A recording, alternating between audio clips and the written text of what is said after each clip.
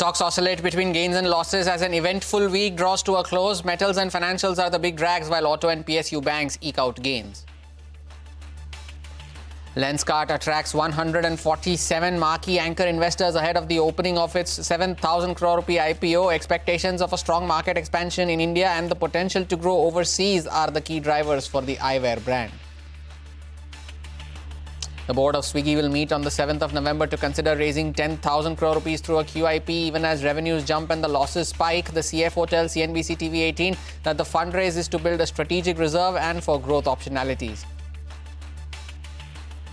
In a move to accelerate the adoption of AI in the country, Google will now offer Gemini AI Pro free for 18 months to Geo's over 500 million users. The service, otherwise costing 35,000 rupees, comes with 2 terabytes of cloud storage.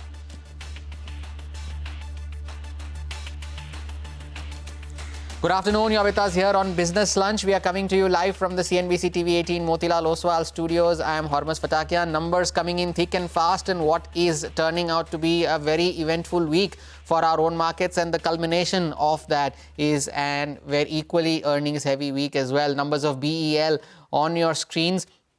A net profit of 1284 crores, higher than expectations. EBITDA too, higher than expectations of 1480 crores at 1695.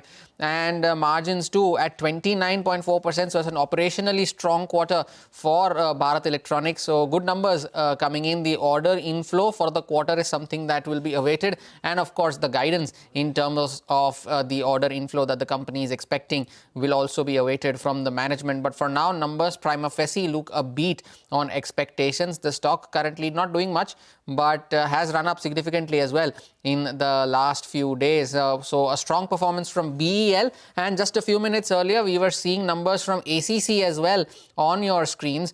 And those numbers too were reported a few minutes back. And ACC as a stock reacting to those numbers, 2.5% higher on that stock as well. So good going for the two earnings reactions that have come in so far. BEL has also moved higher now into positive territory, and ACC currently trading with gains of around 2.5%. But for the markets, well, the Nifty still fighting to hold that mark of 25,800 as of now, and that will be the important level. Of course, we did break below the weekly low that we saw. So the index as of now is relatively flat for the week, if you could call it that. The banking stocks are the ones that are in focus after the new SEBI circular that came in on the regulations for the Nifty Bank, and specific names, of course, Yes Bank, Union Bank, Bank of India. Some of these names are in focus. Yes, Union Bank now almost 6% higher. Yes Bank too trading with gains of around 3.5% as well. So smaller banking names are the ones that are outperforming in today's session. The other big story of the day, though, is the Lenskart IPO. The 7 to 7.8 crore issue opens for subscription today. Mangalam is here to tell us more on that.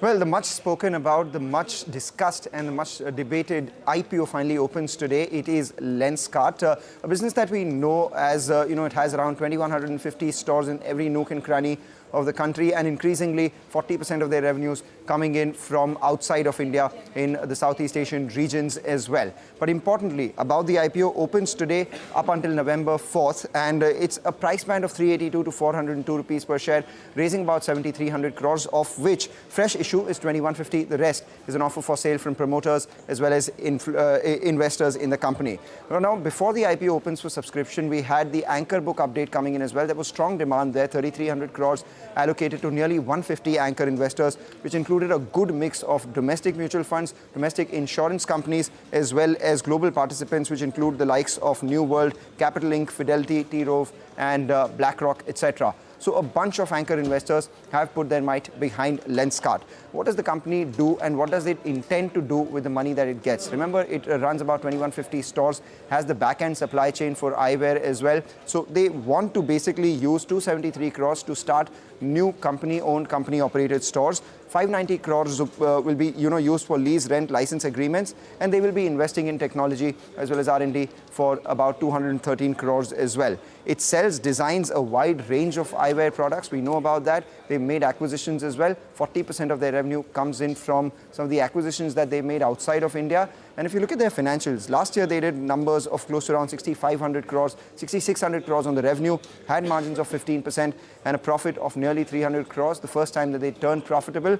And this quarter, the first quarter that is, they did about 1,900 crores in terms of revenue, 18% margins and about 61 crore. It's a strong business, 2.5 times its nearest competitor in the country, and also has a fair amount of tailwinds for the sector when it comes to unorganized to organized shift. But all of that boils down to just one thing. How much is the price, or how much is the IPO being offered at? If you look at the trailing numbers, 10.5 times sales and 234 times price to earnings. And this is precisely the question I asked Piyush Bansal, and this is what he had to say.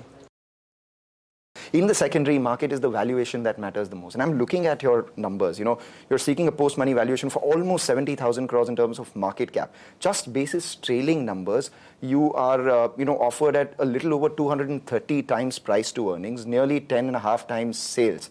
Even if you triple your profits from current levels over the next few years, you would be at around 70 times, right? So what I'm trying to understand is how much value do you think personally you've left on the table for people who are entering right now? I would say that firstly, as a company and as an entrepreneur, our job is to create value for the customer. Yeah. Right? And now increasingly shareholder as well. Yes. And the shareholder, as far as valuation is concerned, it is what the market decides. Even if we look at the valuation, there are investors who are selling shares, there are investors who are coming in, and they have done a lot of working to arrive at these numbers. All I can say is they'll be very close to comparables. They won't be off. Sometimes when you look at things without looking at the full perspective, they look different. But yeah, be rest assured that everything will be in line with what they should be. I don't expect anything abnormal. International continues to be a good focus for the company. 4,000 stores by 2030? Again, I would say... Possible? Definitely. I mean, India has 80,000 eyewear stores, approximately, conservatively. And that Abhishek said, we have 60 stores for 1 million people. We have 20 times more jewelry stores in India. So one would say, can you add at least another 80,000 optical stores as a country? Yes, right? Out of that 80,000, let's see how many Lenskart has. We just spoke about the Nifty bank norms as well. And, of course, some more flashes on your screen, by the way. BEL's order book now, as of the 1st of October, 74,453 crore rupees. The stock has also now moved to the highest point of the day, 2.5% higher on that stock. And numbers also coming in from Jubilant Pharma. So it's going to be a whole line of earnings that will be reported through the course of the day. But we were speaking about the smaller banks and SEBI's proposal for the new norms for the number of constituents in non-benchmark indices.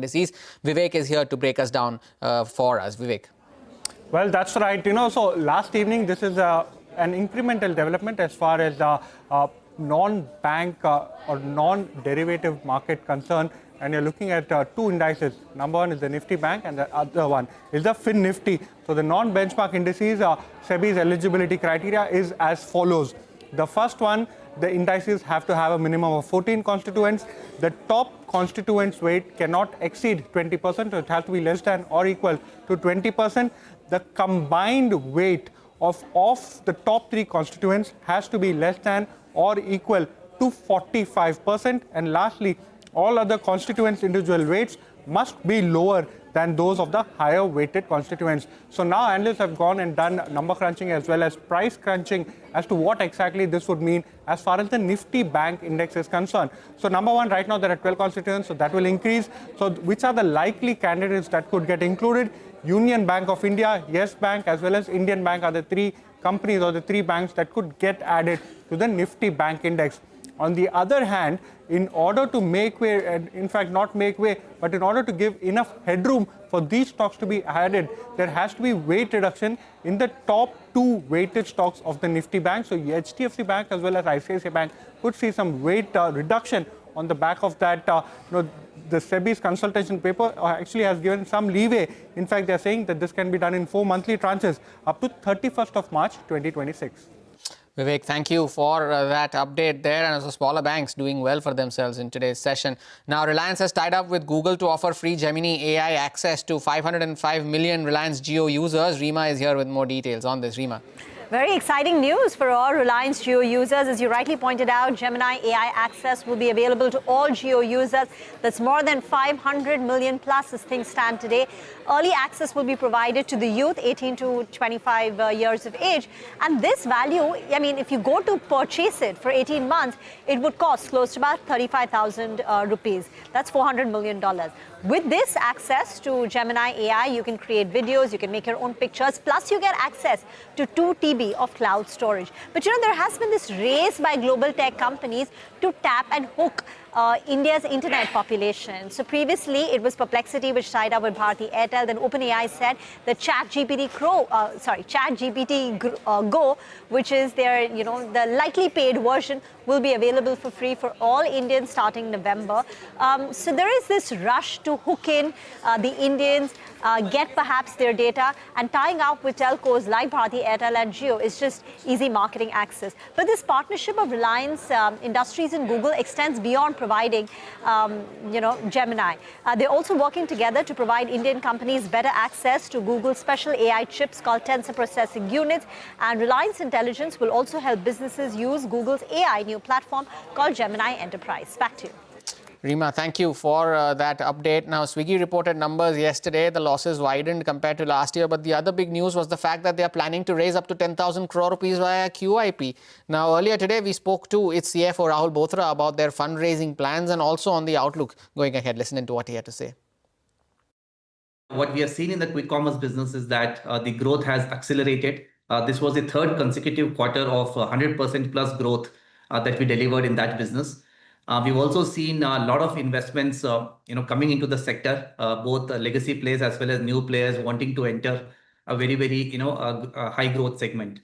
So we felt that this is the right time to, stock up what we call the growth capital. We've also been a very innovative company, and we do expect, a few more new services to continue to come out of our stable, as well as, raise a strategic reserve that helps us that we may never have to raise again. Just the announcement of fundraise does not, change our trajectory in terms of the profitable growth that we have alluded to. So we have reiterated our guidance that we will get to contribution margin break even by the June 2026 quarter. Hard to kind of crystal ball, beyond, say, some of the numbers that I talked to you about. We also want to retain the flexibility to continue to invest in marketing to attract new users. As I said, we have more than, we have close to doubled our user base in the quick commerce business over the last year. And we continue to see very healthy traction on a new user addition as well as, repeat user performance. See, as a business, there's a lot of operating leverage. We are a technology platform. Even in the previous financial year, you saw close to 80 basis points, being added. Even in the current quarter, we saw 60 basis points, adding just on the operating leverage, despite contribution margin, being in a certain range bound manner. We do expect, a certain contribution margin accretion of roughly 100 basis points, and the rest is going to come through operating leverage. And it's a matter of a few quarters from here for us to be able to get to the steady state. The management of Swiggy on their fundraising plans. On to the big earnings for the day. Maruti Suzuki is going to report numbers today as well. Sudarshan is here to tell us what the street is expecting from India's largest passenger vehicles maker. Sudarshan. So before I talk about the numbers, let's take a look at the two statements that you'll see on the screen. So recently, after GST cut, Maruti Suzuki's chairman R.C. Bhargava had said the GST cut has the potential to reset the auto sector, and it's important especially for the entry-level segment for which volumes have been declined for the last few years.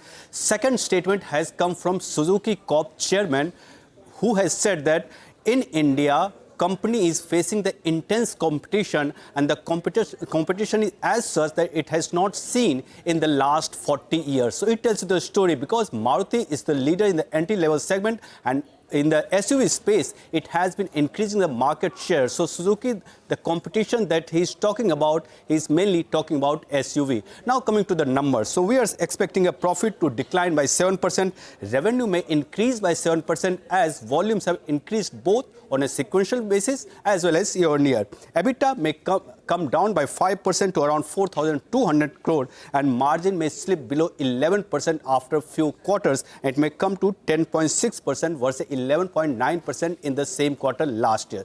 But more than numbers, what would be important is what exactly management talks about FY26 outlook, and if after GST rate cut, there has been an increase in the entry-level segment demand, because as of now, Vahan registration data for festival season indicates that there has been increase in the demand, and growth for the passenger vehicle sector has been more than 20%. So, more than numbers, important would be commentary. We'll await the management commentary. The stock, well, off the highs of the day, still holding on to gains of around 0.6% ahead of the numbers. Take a short break. More news and updates on the other side.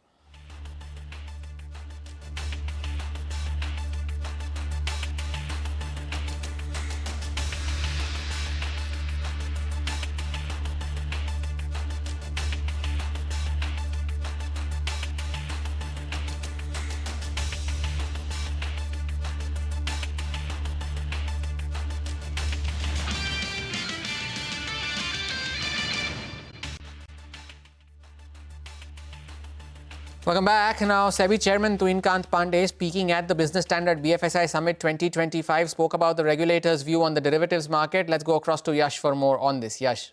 Well, before I come to what the SEBI chairman said, most importantly, let me just allude to a story that we had done on October 13th. What we had said back then is that SEBI is in the process of collecting data around derivatives.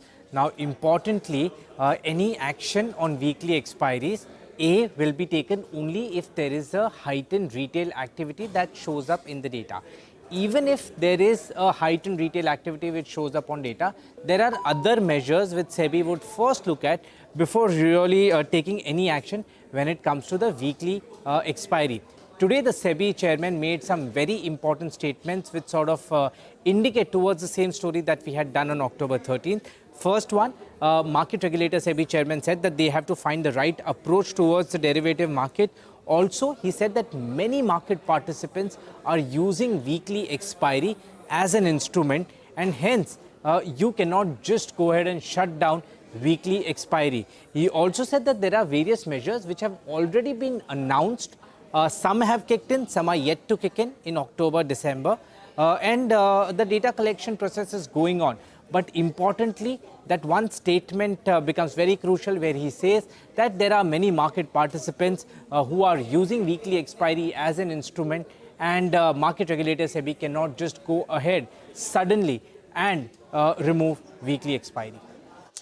Interesting, and you can see the recovery on the stock as well. BSE now at the highest point of the day. At one point, the stock was down almost 5%. So it's a 6% plus recovery from the day's low for BSE. Yash, thank you for that. Now, in a significant development, Defence Minister Rajnath Singh has signed a 10-year defence framework with his US counterpart, Pete Hegseth. Now, the deal was signed on the sidelines of the ASEAN-India Defence Ministers meeting in Kuala Lumpur. Now, in a post on social media platform X, Rajnath Singh said that this framework will provide the policy direction to the entire spectrum of the India-US defence relationship. He also added that the partnership is critical for ensuring a free, open and rules-bound Indo-Pacific region. Now, the National Democratic Alliance, or the NDA, has released the manifesto for the upcoming Bihar Assembly elections. The document was unveiled in Patna by BJP President JP Nadda along with Chief Minister Nitish Kumar. In the manifesto, the NDA has promised to create over 1 crore jobs, mega skill centres in every district and 10 lakh rupees to people from economically backward classes. They have also promised to provide financial aid for 1 crore women through the Lakpati Didi scheme and the Mission Crorepati for women entrepreneurs. Take a short break. More news and updates on the other side. Stay tuned.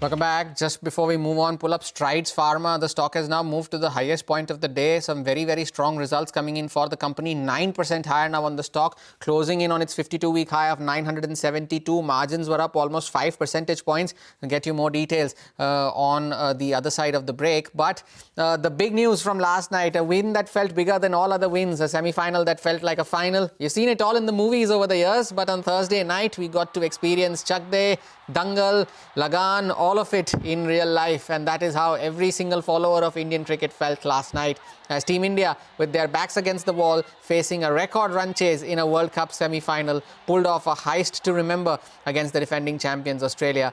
An unbeaten 127 from Mumbai girl Jemima Rodrigues, very, very ably supported by Harmanpreet Kaur, India's captain, or possibly playing her last World Cup, and a blinder from wicketkeeper Richa Ghosh carried India over the line. And with this, the Indian women's cricket team is now in the final of the World Cup that takes place on Sunday at the same venue against South Africa. As we wrap on this edition of Business Lunch, here's a quick note for our viewers. If you would like access to expert-driven insights and actionable chart patterns, simply scan the QR code on your screen to subscribe to Money Control Super Pro and get daily expert calls, actionable charts and insights to power your investing decision. Plus, this festive season, there is more reasons to celebrate. 10 lucky subscribers every day win 1 gram of gold. So don't wait. Scan, subscribe and make your portfolio shine brighter with Super Pro. Take your lunch on leave on this edition of Business Lunch. Thank you for watching.